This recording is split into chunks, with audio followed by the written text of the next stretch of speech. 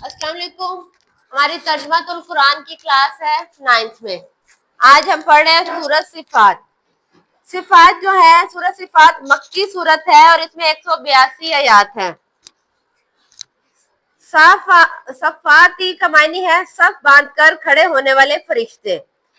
सूरत सफ़ाती का आगाज अल्लाह ताला ने फरिश्तों के मुख्तलिफ औसाफ मतलब खूबियां बयान करके फरमाया है। इसी मुनासबत से इस सूरत का आगाज अल्लाह ताला ने फरिश्तों के औसाफ बयान किए। इसी मुनासबत से इस सूरत का नाम सूरत सफ़ाती रखा है। सूरत सफ़ाती का मरकजी मौजू तौहीद, रसालत और आखिरत। तौहीद अल्लाह पे मान लाना, रसालत रसूलों पे मान लाना और आखिरत पर मान लाना। मरने के बाद दोबारा जिंदा होना और सजा और जजा का होना आखिरत कहलाता है। उसके बाद मुशरिकीन के गलत अकायद का रद्द, मुशरिकीन का गलत जो अकीदे हैं उन सबको रद्द करना है। इस सूरत में मुशरिकीन के इस अकीदे को गलत करार दिया गया है जिसकी रूह से वो कहा करते थे कि फरिश्ते अल्लाह की बेटियां हैं। यही वजह है सूरत का यही वजह है कि सूरत का आगाज फरिश्तों के औसाफ से किया गया है। इसके बाद इस सूरत में आखिरत में पेश आने वाले हालात की मंजर कशी फरमाई है। कफार को कुफ्र के होलनाक अंजाम से डराया गया है। क्या बताया गया इसमें? कफार को कुफ्र के होलनाक अंजाम से डराया गया है। ठीक है, इन्हें मुतम्मा किया गया है कि इनकी तमाम तर मुखालफतों के बावजूद इस दुनिया में इस्लाम ही गालिब आकर रहेगा। इस दुनिया में एक ही दीन है जो गालिब आएगा और वो सिर्फ और सिर्फ इस्लाम है, चाहे ये जितनी भी मुखालफतें कर ले, क्योंकि सबसे बड़ी जात अल्लाह ताला की जात है और वो हर चीज पर कादिर है। ना कोई उसे रोक सकता है और ना ही उसके किसी हुक्म को मना कर सकता है। इस सूरत में हजरत नूह, हजरत लूत, हजरत मूसा, हजरत इलियास, हजरत यूनुस के वाकयात मुख्तसर अंदाज में बयान किए गए हैं, जबकि हजरत इब्राहिम का तस्करा कदरे तफसील से आया है।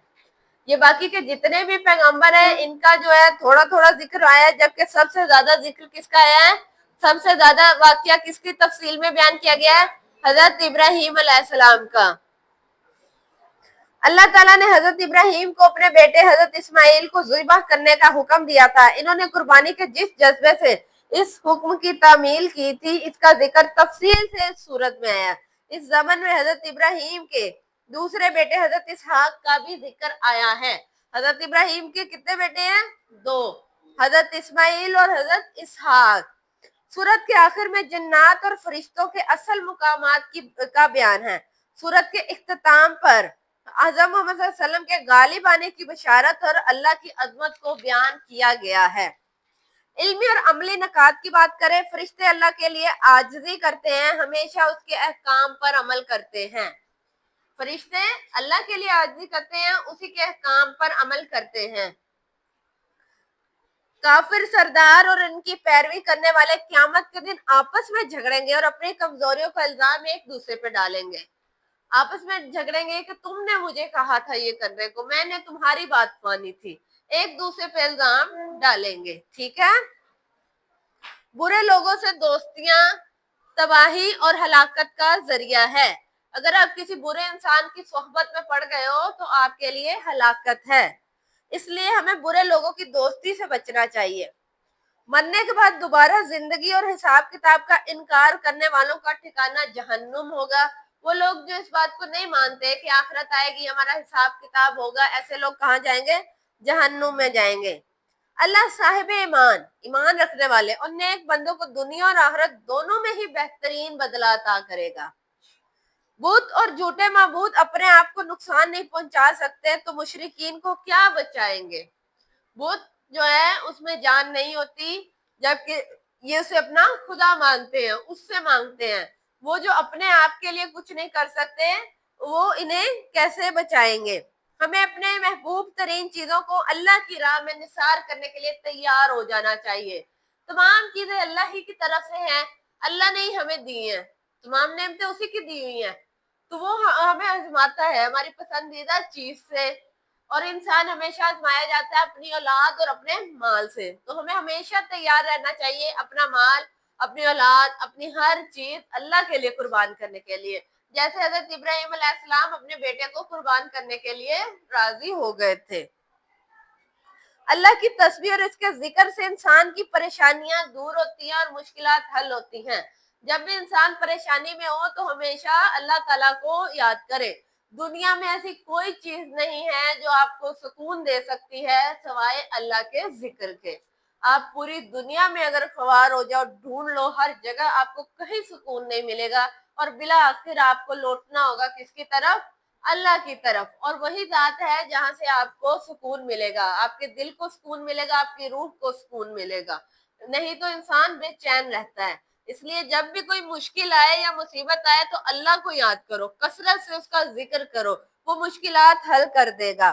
اللہ اپنے رسولوں اور فرما بردار بندوں کو کبھی اکیلا نہیں چھوڑتا، انہیں آزماتا ہے اور پھر ان کی مدد کرتا ہے۔ اللہ اپنے بندوں کو کبھی اکیلا نہیں چھوڑتا۔ تمام انبیاء کرام پر اللہ کی طرف سے سلامتی کا وعدہ ہے۔ اللہ کا وعدہ ہے کہ وہ تمام انبیاء پر سلامتی نازل کریں گے۔ سورۃ الصفات کے شروع میں اوصاف بیان کیے گئے ہیں فرشتوں کے۔ حضرت اسماعیل کے بھائی تھے حضرت اسحاق۔ سورۃ الصفات میں تفصیلی ذکر ہے کس کا؟ حضرت ابراہیم کا۔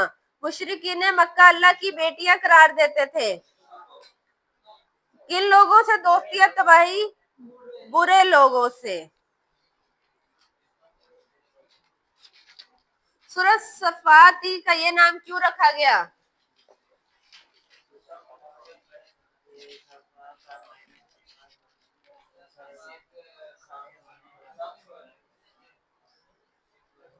اس کے آغاز میں اللہ نے فرشتوں کے مختلف اوصاف بیان کیے ہیں، اسی مناسبت سے اس کا نام رکھا گیا ہے۔ اس کے معنی سے کر لو۔ تعارف کی پہلی 2 لائنیں، اس کا مرکزی مضمون، تعارف کی آخری لائن، اس کے 2 اہم نکات، اس میں سے جو آپ کو آسان لگے کر لو۔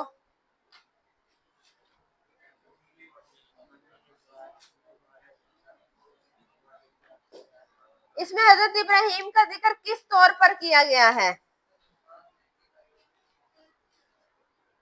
اس زمن میں حضرت ابراہیم کے دوسرے بیٹے کا اللہ نے حضرت ابراہیم کو اپنے بیٹے کو حضرت اسماعیل کو ذبح کرنے کا حکم دیا تھا۔ انہوں نے قربانی کے اس جذبے کو ان کے حکم کی تعمیل کی۔ اس کا ذکر تفصیل سے سورت میں بیان کیا گیا ہے۔ ٹھیک ہے، حضرت ابراہیم کا تذکرہ تفصیل سے آیا یہاں سے لے کے اس صورت میں کیا گیا ہے 3 لائنیں۔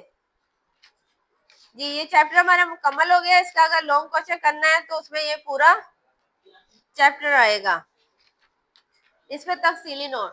آج کے لیے اتنا کافی ہے۔ اللہ حافظ۔